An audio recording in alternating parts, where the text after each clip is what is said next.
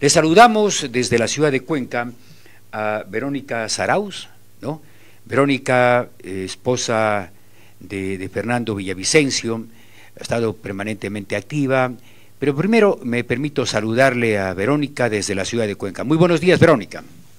¿Cómo está? Buenos días. Bueno, ¿qué le puedo decir? Simplemente que como dato, nosotros como medio de comunicación le hemos tenido siempre una admiración a Fernando Villavicencio. Él ha venido por acá varias veces a este medio y admiramos justamente el tesón, la fortaleza y la fuerza para haber denunciado situaciones que ahora se comienzan a actualizar. Hoy se cumplen 169 días, Verónica, y el país ya sabe de este horrendo crimen, y usted en varias ocasiones había manifestado su preocupación y había mencionado que el gobierno no había hecho nada para proteger a Fernando Villavicencio. En este escenario, ya con un poco más de calma, ¿qué podría comentar usted? Bueno, primero agradecer el espacio y un saludo cordial a la sintonía de ustedes. Pues sí, han pasado ya 5 meses del asesinato de Fernando y parece que en este país no pasó nada, ¿no? Y tenemos que crear conciencia de que el asesinato de Fernando cambió el país drásticamente. Por eso es que tenemos al presidente Noboa donde está. Y cuando usted me pregunta lo que yo dije los primeros días del asesinato, que este era un crimen político, sí, en este crimen hubo un complot donde participaron muchos actores políticos como autores intelectuales que contrataron a este grupo delincuencial ahora catalogado como terrorista, que son los Lobos, y que también es liderado por Colón Pico como los autores materiales. El grupo de Colón Pico era quien les proveía de la logística, autos, armas, estadía a los sicarios que asesinaron a Fernando y que además, por negligencia de la policía, dejaron que actuaran con total facilidad para que sea asesinado Fernando. Ahora, Verónica, evidentemente en estos más de 5 meses, 16 días para ser exactos, es evidente, yo digo es evidente que usted ya con un poco más de calma, lógicamente se ve el panorama con más claridad. Usted ve que este proceso va a tener un desenlace donde se logre evidentemente que quienes cometieron este crimen, y ahí hay una vinculación de la narcopolítica, de los que Fernando permanentemente denunció, de varios políticos, de varias organizaciones que evidentemente generaron este temor a las denuncias de Fernando. Por supuesto, de hecho, el asesinato de Fernando está enlazado con el caso Metástasis. Para poder entender el asesinato y el caso Metástasis hay que ir de atrás para adelante, hay que ir recordando en el tiempo todas las denuncias que venía realizando Fernando. Se ve ahora que fueron reales y fueron tan reales que terminaron en su asesinato. Todas estas personas que estuvieron involucradas en los chats de Metástasis, en la participación para contratar a este grupo delincuencial que acabó con la vida de Fernando, todos están enlazados y todos están bajo el poder político de ciertos personajes políticos que lideran este país. Ahora, es evidente, se mencionan varios nombres de varios personajes, ¿no?, dentro de esta trama. Habíamos escuchado hace varias semanas y sigue siendo motivo de comentario, por ejemplo, la denuncia de Diego Vallejo, ¿no?, que establece y que incluso ha dado nombres de quienes han sido los causantes de todo de esa trama en donde terminaron con la vida de Fernando Villavicencio. ¿Cuánto usted cree que puede tener peso todas estas denuncias? Y la verdad es que el tiempo ha pasado y hay expectativa en el país para conocer la audiencia de formulación de cargos. Bueno, la audiencia va a realizarse si no se da otro aplazamiento el día 6 de febrero. Entonces hay que estar bastante atentos para que se dé esta audiencia, que es la formulación de cargos contra los autores materiales. Hay que recordarle a la ciudadanía que la investigación sigue llevándose a cabo, pero esta vez está bajo reserva porque partimos nuevamente desde el testimonio anticipado del testigo protegido. Entonces, de ahí hay otros hilos conductores que la Fiscalía tiene que estar investigando. Pero en relación a este señor Vallejo, personalmente yo no le creo nada a él. Cuando fue llamado a la Fiscalía, se demoró 5 horas para hacer un refrito de todas las denuncias de Fernando y decir que él de alguna manera ya le había alertado de lo que podría haber pasado, pero en realidad no aportó mucho a la investigación, solo es un refrito. Esa palabra era típica de mi esposo. Este refrito que él hace de todas las investigaciones de Fernando no aportaron en nada porque estas investigaciones son públicas. Entonces, una persona que va a aportar algo para la investigación de un crimen no debía haber hecho esto.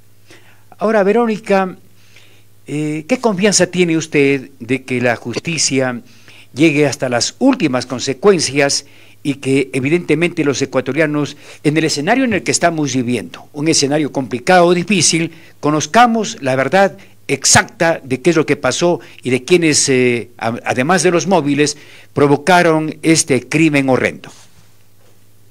La confianza de que nosotros, sus hijos, yo y su familia, no vamos a descansar jamás hasta que dar con los autores intelectuales del crimen de Fernando. La justicia está actuando, sí, pero nosotros estamos sobre ellos todo el tiempo presionando, no dejando que el espacio y el tiempo cambien. Así que esa es la confianza que tenemos. Nosotros no vamos a darnos por vencidos nunca en este caso. Así que ya no solamente dependerá de la justicia, sino que dependerá de la constancia que nosotros mantengamos aquí, porque mañana podemos cambiar de fiscal y viene otro fiscal y le deja el caso durmiendo el sueño de los justos. ¿Le da confianza el trabajo de la fiscal Diana Salazar, Verónica? Hasta ahora ha hecho un trabajo bueno, solamente hay unas pequeñas cosas que no cuadran en el caso Metástasis con el caso del asesinato, porque ambos están entrelazados, pero sí, la señora fiscal ha hecho un trabajo bueno, no se podría decir que no hace su trabajo, pero necesitamos que avance en el proceso, que al menos se dé la audiencia de formulación de cargos para que siga avanzando el proceso. Ojalá no tengamos nuevamente pues abogados tramposos que siguen postergando la fecha, porque eso ya se ha vuelto común en el Ecuador, Verónica. Por supuesto, pero ya no depende solo de los abogados mañosos ni mafiosos, sino ya depende de la jueza que está a cargo del caso. Ahora, es evidente, aquí me preguntan, ¿usted está con seguridad? Porque usted también es objetivo, Verónica. Por supuesto, yo mantengo seguridad desde el día del asesinato de Fernando. He venido teniendo en el tiempo algunos inconvenientes que la policía en algún momento dijo que eran casos aislados, pero resulta que en nuestros casos, en el caso de mi esposo y en mi caso, nada es casualidad. Y sí, mantengo un fuerte resguardo policial. Ahora, Verónica, hay una comisión en la Asamblea Nacional que está trabajando, que está desarrollando supuestamente una investigación. ¿Le da confianza este trabajo que hace la Asamblea Nacional? Para nada.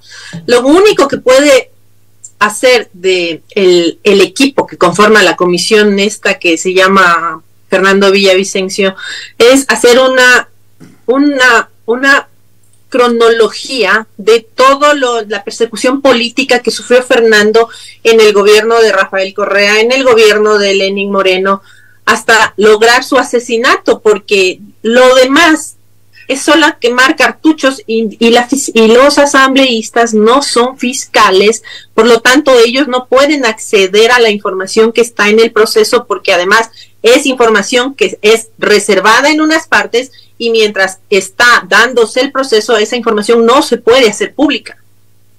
Ahora, Verónica, ¿tendrá la Fiscalía la información contundente, ¿no? Porque es evidente de que a Fernando, por su trabajo en el Parlamento, por su trabajo de periodista de investigación, había mucha gente que, por supuesto, se sentía aludida y que, carambas, no le veía con buenos ojos a Fernando. Y la verdad es que todo ese material, ¿usted cree que dispone ya la Fiscalía como para generar un proceso que definitivamente dé con todos los culpables y los responsables de este horrendo crimen? La Fiscalía está recabando todos los elementos para dar con los responsables intelectuales. Sabemos que los autores materiales estaban en la cárcel regional de Guayaquil y fueron asesinados dentro de la cárcel. Estos son los sicarios, pero lo que nos interesa a nosotros es saber los autores intelectuales, quienes participaron en el complot para contratar a estas personas, miembros de este grupo delincuencial de los Lobos, para que asesinaran a Fernando. Ese es el motivo mayor de nuestra atención como familia, saber quiénes son los autores intelectuales, porque incluso ya asesinaron a los sicarios que estaban en la cárcel, ya están cerrando todos los puntos flojos que dejaron en el asesinato de Fernando. Pero sí, esto es un proceso que es largo, es tedioso, es doloroso, pero hay que estar firmes ahí esperando, porque no podemos decirle a la fiscal general, necesitamos resultados inmediatos. No podemos hacer eso, como le escucho a muchas personas decir, ya queremos saber quiénes son los autores intelectuales del proceso, pero hay que tener mucha cautela en un proceso tan complicado como es el asesinato de un candidato a la presidencia de la República,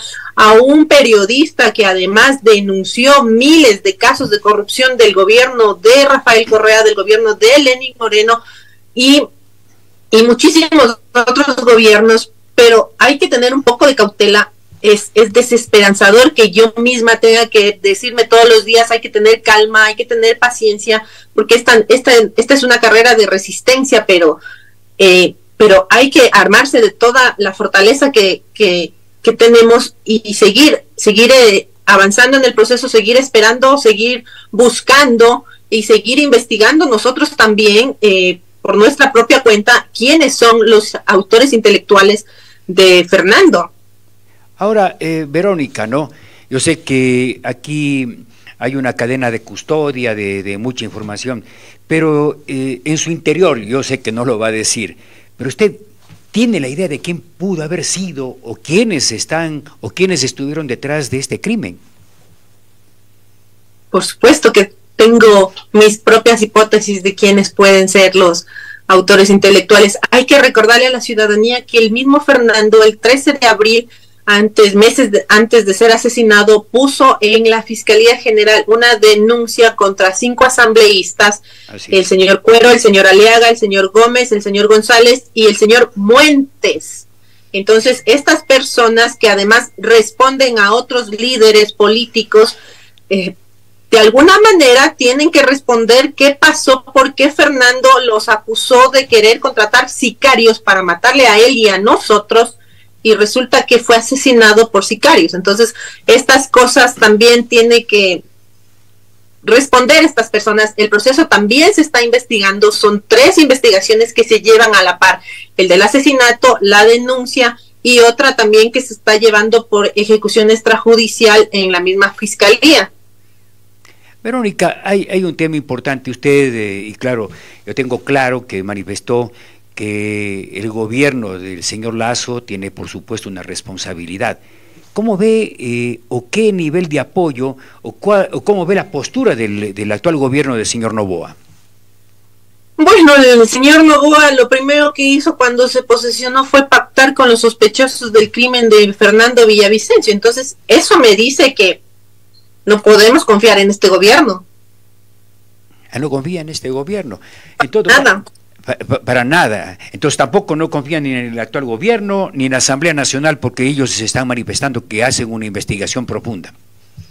Es que la investigación de la Asamblea solamente puede ser recobrar los hechos que pasaron anteriormente, no pueden hacer nada más, no, ni siquiera pueden acceder al expediente porque la ley no les permite, porque como ya lo dije, ellos no son fiscalizadores y no van a poder hacer eso. Lo único que podrán hacer políticamente, además, es un resumen cronológico de toda la persecución política que sufrió Fernando y que detonaría de alguna forma en el asesinato de él, nada más. Ahora, el Estado en este momento, en esta situación de conmoción que estamos viviendo, ¿usted cree que está actuando bien? Y de alguna manera esto también apunta a que en ese trabajo donde participa Fuerzas Armadas, participa la policía y ahora incluso el apoyo de los Estados Unidos, va a ayudar a conocer la verdad con respecto al crimen. Bueno, justo el momento en el que estamos viviendo todos los ecuatorianos es un momento de conmoción. Nos conmocionan en el tema penal, nos conmocionan el tema político y además estamos siendo víctimas todos los días de la violencia delincuencial. El decreto que nos establece que estamos en un conflicto armado interno, está bien, estamos en un conflicto, pero los militares no deberían estar reclutando a todos los delincuentes que están cosechando en las cárceles para mandarles a la prisión y sean reclutados por estos miembros de los grupos delincuenciales que ya están en las cárceles, porque lo único que hace el ejército es reclutarles a todos. Tienen 2.500 detenidos hasta el día de hoy.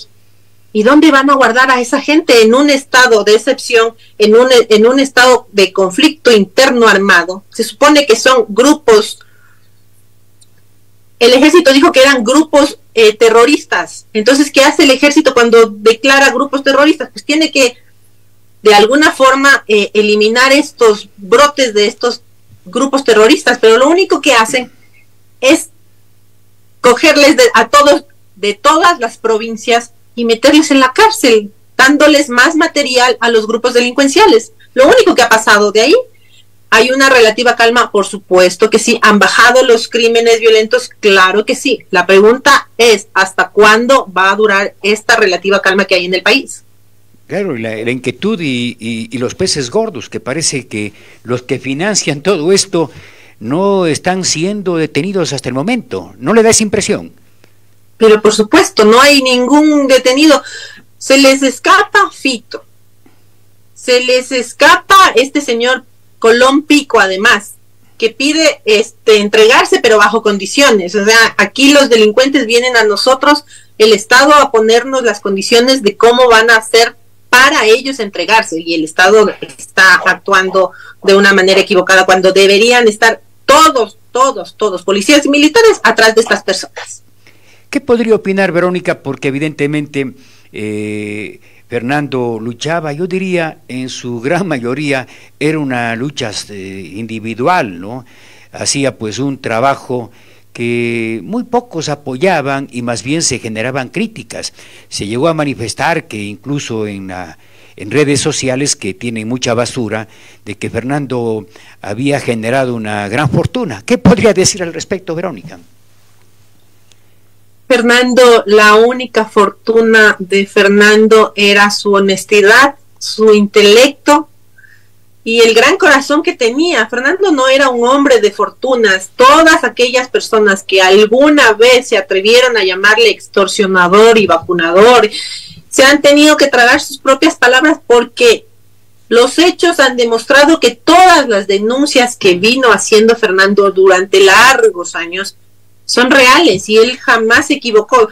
En su cuenta de X se puede ver históricamente, porque debe quedarse esto para la historia, todo lo que él denunciaba era cierto, y mucha gente que se veía afectada, lo único que hacía era atacarle a Fernando, diciendo que él cobraba por callar unas cosas y cobraba por decir otras, lo cual es falso, totalmente falso. Como yo le digo, la única fortuna que Fernando tenía era su gran intelecto. Ahora, Verónica, ¿quién va a heredar? ¿Qué piensa usted? Yo sé que es imposible encontrar otro Fernando Villavicencio, pero ¿quién va a heredar tanta denuncia que evidentemente la hizo a lo largo de su trayectoria, no solamente como periodista, sino como asambleísta?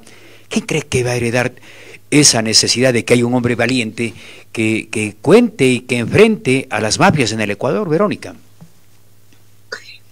Es un poco difícil ahora por la coyuntura, como fue asesinado Fernando, la gente se asustó. Entiendo que los gremios periodísticos también se asustaron, porque si mataron a un candidato presidencial en las condiciones en las que él fue asesinado, mañana cualquier persona nos mete en un tiro sin pensar dos veces, pero esto ya le corresponde a los colegios de los periodistas, a los periodistas que se están formando, a los periodistas que ya ejercen, a ustedes que son colegas de Fernando.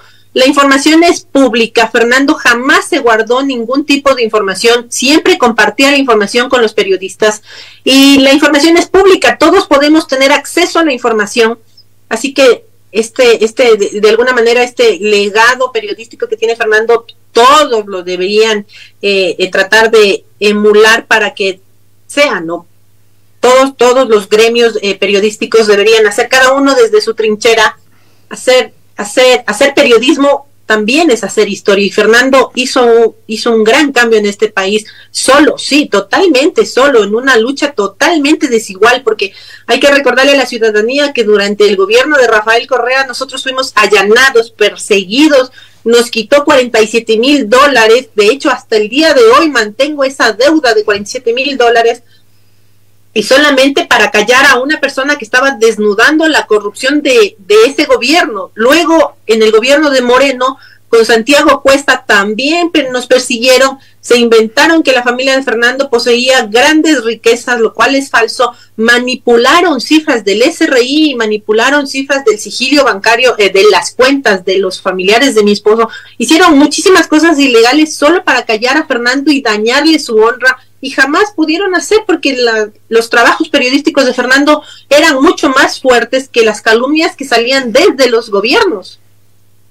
Terrible, ¿no? Terrible. Verónica, no le quito más tiempo, tiene este medio de comunicación porque siempre le vamos a recordar a Fernando. Alguna vez le cuento que tuvo, incluso me había sometido a una operación, me había querido ir a visitar, pero estaba en este momento saliendo de la operación, y le tengo mucho recuerdo, le tengo mucha admiración, y ojalá que su legado sea seguido por parte de la gente joven, por parte de otras personas, para que nuestro país no se hunda. ¿Algún mensaje en la parte final, Verónica? Y siempre a las órdenes.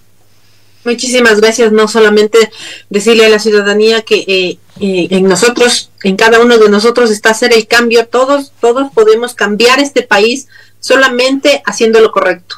Fernando hizo su vida siempre lo correcto, y además él amó tanto a este país que hasta entregó su propia vida para que este país cambie de alguna manera.